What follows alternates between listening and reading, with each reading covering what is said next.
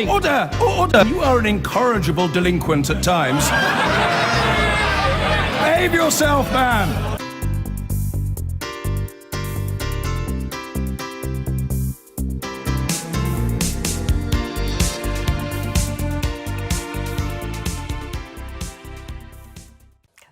While staying in Syria, the United Nations is investigating allegations of a chlorine gas attack on the rebel-held city of Aleppo. At least 4 people, including a child, were killed and many more injured in what's believed to have been a barrel bomb attack. Our Foreign Affairs correspondent Jonathan Rugman has this report, and just to warn you, it does of course contain some distressing images. This is what the Russians want us to see. 6 of their bombers in action in Syria over Raqqa, the capital of so-called Islamic State. Apparent proof that they're fighting the same enemy with clinical precision. Moscow said many IS militants had been killed. Activists on the ground said the city's water supply had been cut and that at least 20 civilians were dead. And this is what the Russians would rather we didn't see. The Al-Quds hospital in eastern Aleppo last night.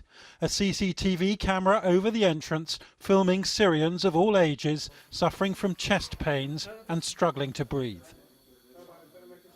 A doctor here told us 30 children under the age of 5 had been treated, and a child was among 4 people who died. I had a problem breathing and my heartbeat got faster, said this 15-year-old boy. This man said he felt himself burning like a rod of fire inside his chest. At the scene of this attack, they were salvaging the spent shells. Eyewitnesses here claimed a gas they said was chlorine was dropped in barrels from Syrian helicopters. The UN says it's investigating what may have been a war crime. By contrast, Russian television produced these pictures of happy Syrians receiving aid. Today was the first of what Russia is calling a daily 3-hour ceasefire. Though the fighting continued, and UN officials say it's heart-wrenching that thousands of their aid workers are still powerless to get involved. 3 hours is indeed not enough. 3 hours is really nothing. We need 48 hours.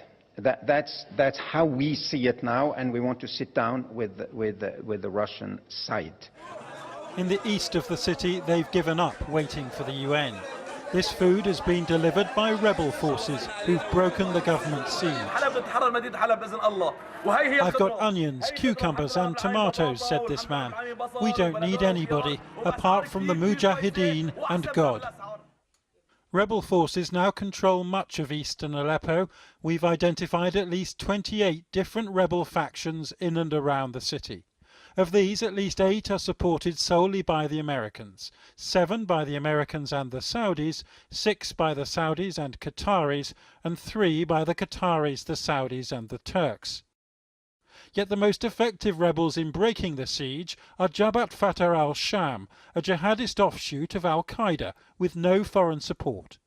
Government forces control western Aleppo, and on their front lines are Syrian troops backed by Iranian Revolutionary Guards, Hezbollah from Lebanon, militia from Iraq and Afghanistan, along with Russian and Syrian air power.